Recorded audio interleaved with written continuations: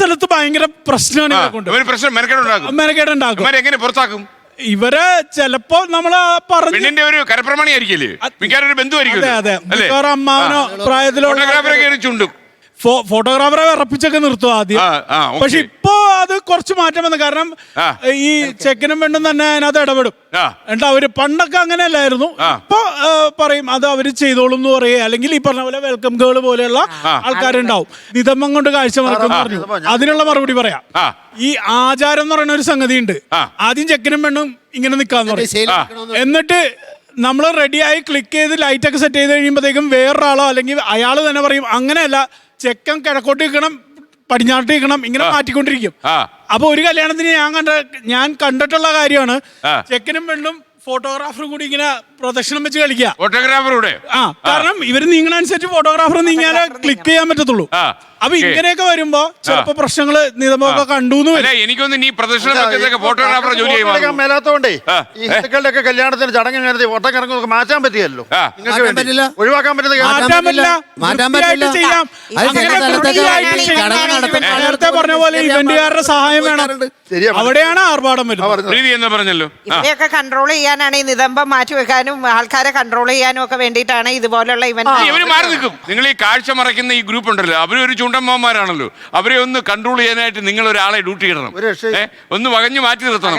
ആൾക്കാർക്ക് ഇതൊക്കെ കാണണം. അല്ല, അത് പറഞ്ഞ അപ്പൊ തന്നെ ഇത് കച്ചവടമാണ്, ആർഭാടാണെന്ന് പറയും. പരിധി ലീഡ് വാളുള്ളതുകൊണ്ട് സൗകര്യവും ഫ്രണ്ട് ലീഡ് നോക്കൊണ്ടാ മതി. ഈ ഇവന്റുകാരോ ഫുഡോ അല്ലെങ്കിൽ മേക്കപ്പ് ഇതൊന്നും അവരെ എങ്ങനെ വിവാഹം കഴിക്കുന്നു, അവര് ലിവിങ് ടു എന്നിലാണോ, അവര് പ്രപ്പോസൽ, ഒന്നും ആയിട്ട് ബന്ധമല്ല. അവര് തീരുമാനിക്കുന്നു അവരുടെ കല്യാണം എങ്ങനെ എടുക്കണം എന്നുള്ളത്. അതനുസരിച്ച് നമ്മൾ അതിനുള്ള സൗകര്യങ്ങൾ ചെയ്തു കൊടുക്കുന്നു, അതിന്റെ പ്രതിഫലം മേടിക്കുന്നു. ആ പ്രതിഫലത്തിൽ നമ്മൾ ചിലപ്പോൾ അതിനെ ആർഭാടപരമായിട്ട് പറഞ്ഞിട്ട് കാര്യങ്ങൾ ഇന്ന സാധ്യതകളുണ്ട് എന്ന് പറഞ്ഞിട്ടുണ്ടാവും. അത് കൊണ്ട് നമ്മൾ എന്തെങ്കിലും ഒരാളെ വഞ്ചനയാണെന്നൊന്നും പറയുന്നതിൽ അർത്ഥമില്ല. വേണ്ടവും മേടിക്കും, അത്രേ ഉള്ളൂ. നമ്മുടെ മാർക്കറ്റിൽ ഇറക്കും അല്ലേ വേണ്ടതും അല്ലെ. ഈ ഇവരുടെ തൊഴിലാണ്, അവർ ജോലി ചെയ്യുന്നതിനെ തടസ്സപ്പെടുത്തുന്നില്ല, അവർക്ക് എതിരും പറയുന്നില്ല. പിന്നെ അവരുടെ ജോലി ഇപ്പൊ നമുക്ക് ഒരു തരത്തിലും നമുക്ക് ഈ പഴയടത്തിനൊക്കെ ഈ ആർഭാട കല്യാണം കൊണ്ട് ഇത്തിരി അസൂയൊക്കെ വന്നു. അസൂയല്ല, നല്ലതാണ്. എനിക്ക് അസൂയ വന്നതല്ല.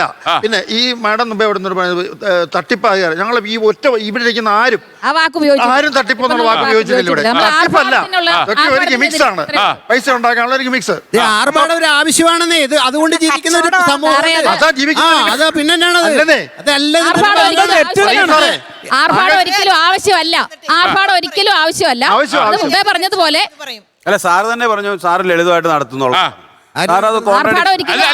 അത് ലളിതം പുള്ളിയല്ല, വരുന്നവന്റെ ആവശ്യം അനുസരിച്ച് അല്ലേ.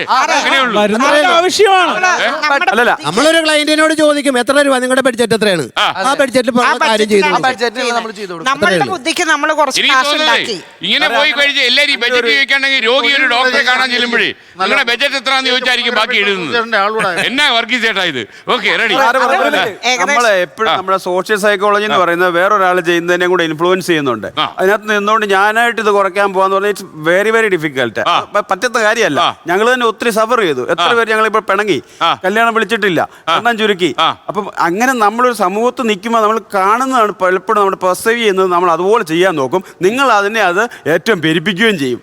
സേവ് ദ ഡേറ്റ് ഇല്ലാത്തവരോട് പറഞ്ഞ ഡേറ്റ്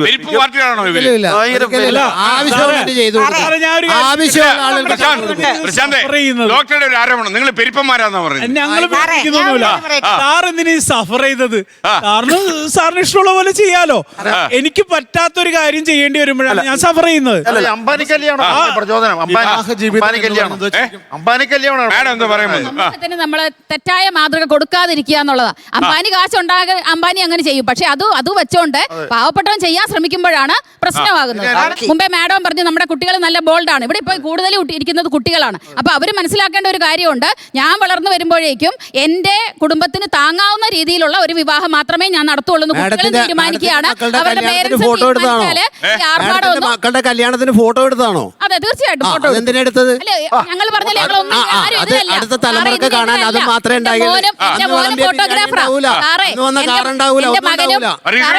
എന്റെ മകനും ഫോട്ടോഗ്രാഫറാണ്, അവൻ വീഡിയോ എഡിറ്റിംഗ് ആണ് അവന്റെ ജോലി. അതുകൊണ്ട് ഞങ്ങൾ ആരും ഇതിനൊന്നും എതിരല്ല സാറേ. ഈ ആർഭാടം അതുമൂലം വരുന്ന കെടുതികള് അതൊത്തിരി കണ്ടിട്ടുള്ളത് കൊണ്ട് മാത്രമാണ് പറഞ്ഞത്. ലോകത്തെവിടെയായാലും ഏത് സമയത്തും 24 വാർത്തകളും ഓഗ്മെന്റഡ് റിയാലിറ്റി പാക്കേജുകളും എക്സ്പ്ലെയിനറുകളും വിശദമായി കാണാൻ ഞങ്ങളുടെ യൂട്യൂബ് ചാനൽ നിങ്ങൾക്ക് സബ്സ്ക്രൈബ് ചെയ്യാം.